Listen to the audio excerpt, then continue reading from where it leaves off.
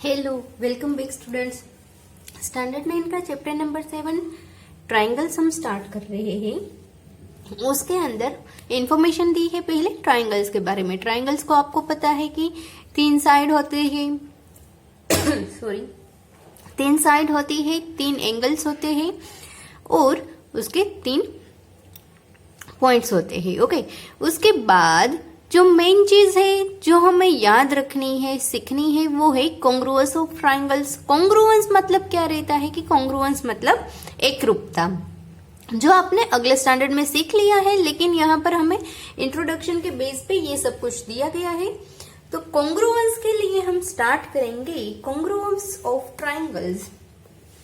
Congruence triangles के बारे में भी हो सकता है या फिर कोई भी शेप हो, जैसे कि स्क्वायर शेप हो तो उसका भी हम कॉन्ग्रुएंस फाइंड कर सकते हैं। कॉन्ग्रुएंस का मतलब, पहले मैं एक ट्राइंगल ले रही हूं, ये मैंने 2 ट्राइंगल्स लिए हैं। ओके, अब इसी तरह से मैं स्क्वायर शेप ले रही हूं।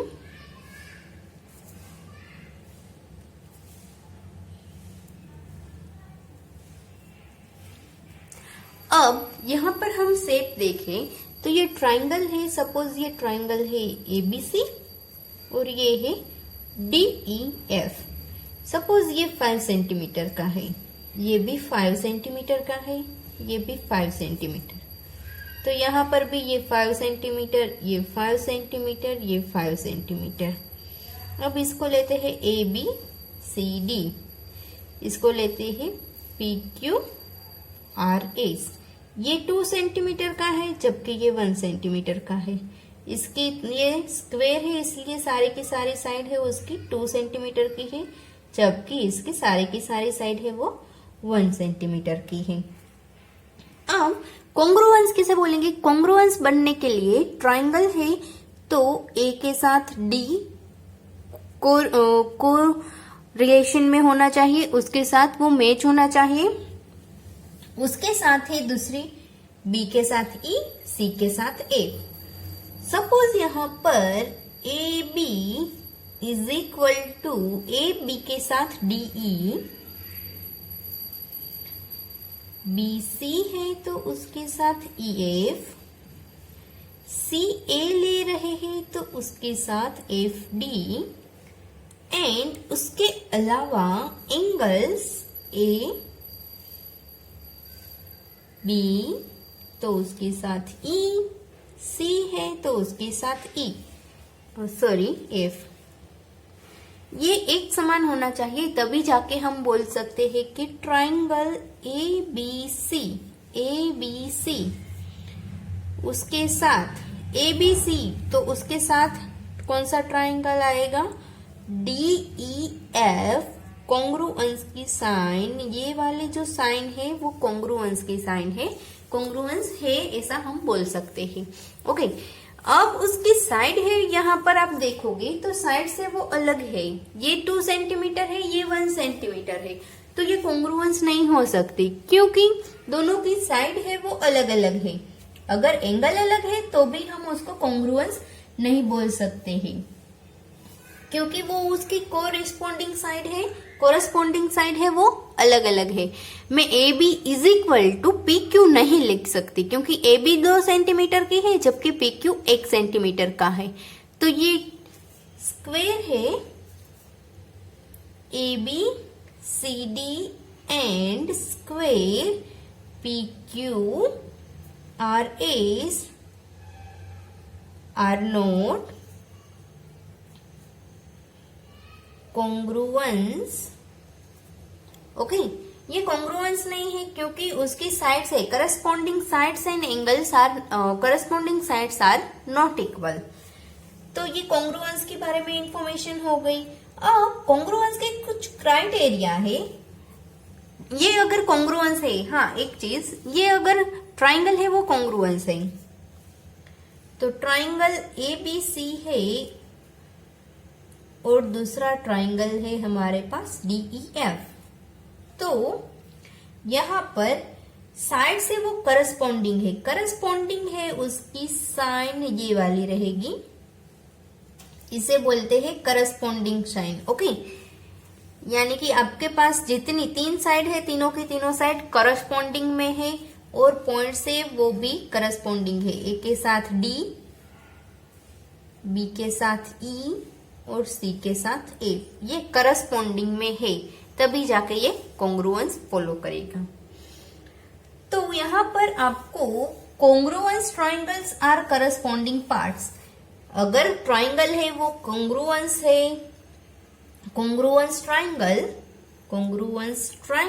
करस्पॉन्डिंग पार्ट्स, ये एक रूल की तरह दिया गया है कि ये इक्वल ही रहता है। ओके, ये वाली साइड दी गई है तो ये वाली इक्वल ही होगी। ओके, उस तरह से है। तो यहाँ आपको कुछ क्राइटेरिया सीखना है, जैसे कि SAS, ASA जो साइड्स पे डिपेंड है और एंगल्स पे डिपेंड है। तो हम स्टार्ट करते हैं क्राइटेरिया के बारे में। फर्स्ट क्राइटेरिया हमारा है SAS criteria, congruence rule.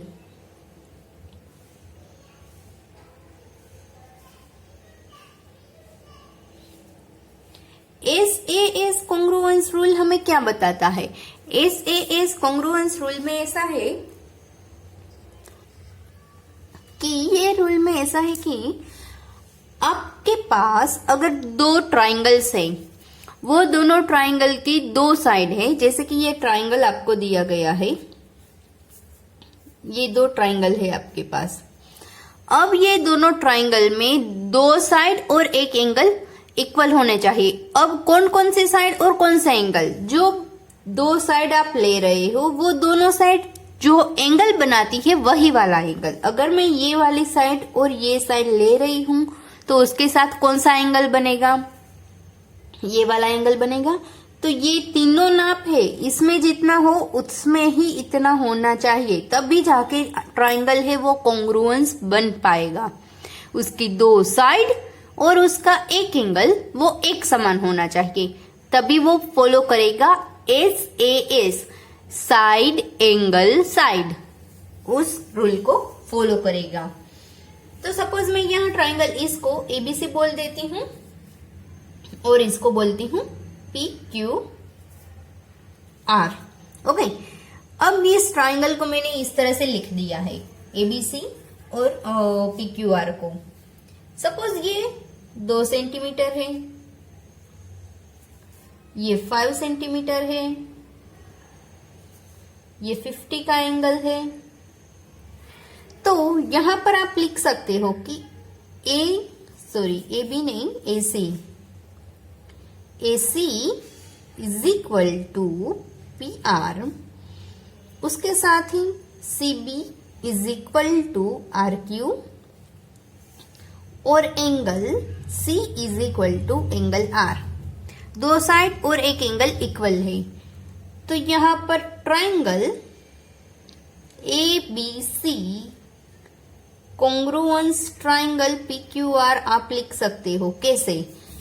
AC जिस तरह से है उसी तरह से PR होना चाहिए। उसका कोडिंग, उसका जो साइड लिखने का जो स्टाइल है, जो मतलब वो लिख रहा है, उसका जो क्रम है वो एक समान होना चाहिए। A और C यहाँ पर है तो P और R यहाँ पर होना चाहिए, उसके अलावा अलग अलग नहीं होना चाहिए। तभी आप जाके बोल सकते हो को A है वो P के साथ करस्पॉन्डिंग है, B है Q के साथ, C है वो R के साथ। तो ये 3 चीजें हैं, 2 साइड और एक एंगल, उसके ऊपर से हम लिख सकते हैं कि वो SAS प्रॉपर्टी को फॉलो कर रहा है। इसके बेस्ड ऑन आपको सम्स आएंगे। इसके बाद ये बेसिक इंफॉर्मेशन ही है। SAS मतलब साइड एंगल, उसको फॉलो करना है। उसके बाद एक है वो है ASA। आपको देख के ही पता चल जाएगा कि ये हमें 2 एंगल और एक साइड के बारे में इंफॉर्मेशन देगा। अब 2 एंगल लेंगे तो 2 एंगल कौन सा होगा और 2 साइड कौन सी होगी।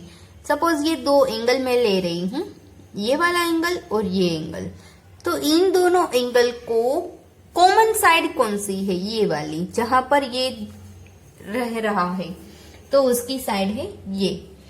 तो ये अपोज 45 का है, ये 50 का है, ये भी 45 का है, ये 50 का है, ये 4 सेंटीमीटर सपोज मैं ले रही हूं, तो ये भी 4 सेंटीमीटर ही होगा। तो यहाँ पर ए बी सी ले रही हूं और यहाँ पर डी ई एफ ले रही हूं। ओके, तो इसके हिसाब से हम लिख सकते हैं कि angle ABC is equal to angle DEF and angle ACB is equal to angle DFE और BC line is equal to EF। दो एंगल और एक साइड के बारे में हमने इंफॉर्मेशन लिखी है, तो इसके ऊपर से हम बोल सकते हैं कि ABC है वो कॉन्ग्रुएंस है किसके साथ, ट्राइंगल DEF के साथ। ओके, तो ये हो गई एंगल साइड एंगल के हिसाब से। अब SAS प्रॉपर्टी है हमारे पास और यहाँ पर आपको एक साइड और एक एंगल तो मैच हो रहा है, अब दूसरी साइड मैच नहीं हो रही है। सपोज उसके हम 3 क्राइटेरिया लिख सकते हैं।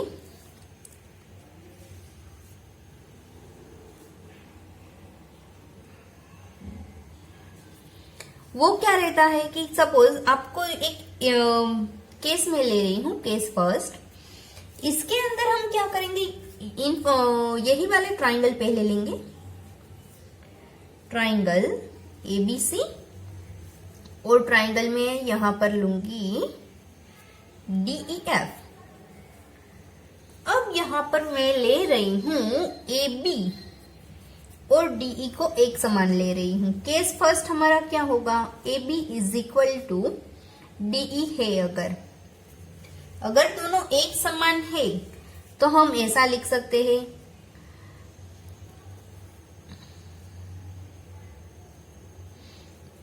अगर ये प्रॉपर्टी हम ले तो दोनों एंगल और ये एक समान रहेगा। ओके, तो यहाँ पर हम लिख सकते हैं कि AB है, मैंने ऐसे तरह से दिया गया है, और DE है वो एक समान है। ओके, और मैंने यहाँ ऐसा भी बता दिया है कि एंगल B है वो एंगल E के साथ एक समान है, और एंगल लाइन BC है वो EF के साथ। ओके, तो यहाँ पर हम आसानी से बोल सकते हैं कि SAS प्रॉपर्टी इसको प्रूव हो गई है। अगर मैं केस 2 लेती हूँ, केस 2 में ऐसा मैं ले रही हूं कि लाइन AB है हमारी वो बड़ी है DE से, यानी कि AB है वो इस तरह का है। ओके, जबकि हमारा DEF वाला जो ट्राइंगल है वो छोटा है।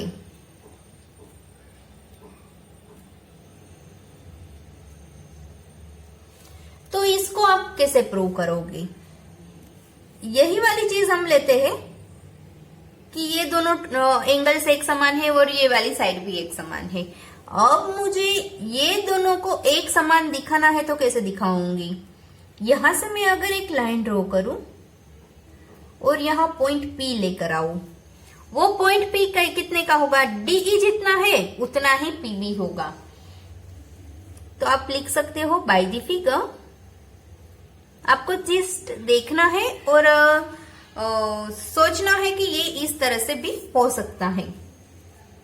अब यहाँ में लाइन PB हमारी जितने की है उतने की लाइन हमारी DE होगी, क्योंकि मैंने ये जितने नाप का है उतना ही मैंने यहाँ पर लिया है। ये बड़ी थी तो मैंने यह एक पॉइंट ले लिया जहां से मैंने उसको कट कर दिया है। एंगल P है उसके समान एंगल E हमारा होगा, और लाइन BC हमारी है उसके समान EF होगी। ओके, तो इसके हिसाब से हम आसानी से बोल सकते हैं कि हमारा जो ट्राइंगल है, यहां पर हम ट्राइंगल ABC को कॉन्ग्रुअस बना सकते थे DEF के साथ। अब यहां पर ट्राइंगल में PBC को बनाऊंगी कॉन्ग्रुअंस किसके साथ, DEF के साथ, क्योंकि हम P से चेक कर रहे थे, P पॉइंट है हमारा उससे समान हो रहा है ट्राइंगल। ओके, तो ये SAS प्रॉपर्टी से होता है।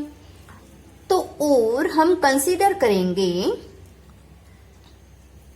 क्या कंसिडर करेंगे कि हमारा जो एंगल है पीबीसी, एंगल पीबीसी है वो किसके समान होगा,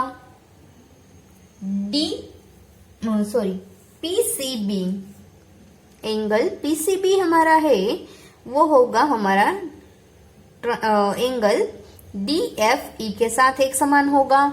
इसके अलावा हम इसको इस तरह से भी लिख सकते हैं, एसीबी उस एंगल में चेंज नहीं होगा, ओके, वो भी इसके एक समान ही रहेगा डीएफई के साथ ही। तो हम ऐसा लिख सकते हैं इसके हिसाब से, ये दोनों एक समान है तो पीसीबी है वो एसीबी के एक समान है।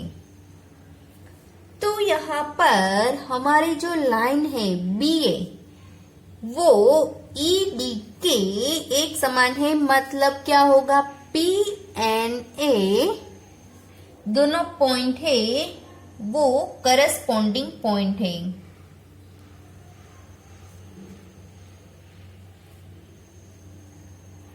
मतलब ए जहां पर है वहीं पर ही हम पी को लिखेंगे, तो ये लाइन एक समान हो जाएगी, हम पी को चेंज नहीं कर रहे हैं तो एक समान हो जाएगी। तो ये करस्पॉन्डिंग पॉइंट है, तो ये हमारे यहाँ पर हो जाएगा कि ट्राइंगल हमारा जो एबीसी है वो कॉन्ग्रुएंस रहेगा किसके साथ, पीक्यूआर नहीं, डीईएफ के साथ। इसी तरह से केस 3 आप लिख सकते हो, और केस 3 में हम क्या लेंगे, ए बी है वो छोटा रहेगा डीई से, तो यही चीज हमें फिर से करनी है, लेकिन अब पी पॉइंट हमने यहाँ पर लिया था उसकी जगह डी पर आएगा, क्योंकि अब ये वाला ट्राइंगल छोटा रहेगा ये वाला बड़ा रहेगा। तो यही चीज हमें फॉलो करनी है, और आप दिखा सकते हो आगे जाके कि ट्राइंगल एबीसी है वो ट्राइंगल डीईएफ के एक समान रहेगा। ओके, तो यहाँ पर हमने बेसिक इंफॉर्मेशन ली है कॉन्ग्रुएंस ऑफ ट्राइंगल के बारे में, उसके बाद उसकी एसएएस प्रॉपर्टी और उसके बाद उसकी एएसए प्रॉपर्टी। अब आगे हम देखेंगे वो हो गई उसकी एक्सरसाइज 7.1। तो हम नेक्स्ट वीडियो से मिलेंगे उसकी नई एक्सरसाइज के साथ 7.1 के साथ। तब तक के लिए बाय स्टूडेंट्स।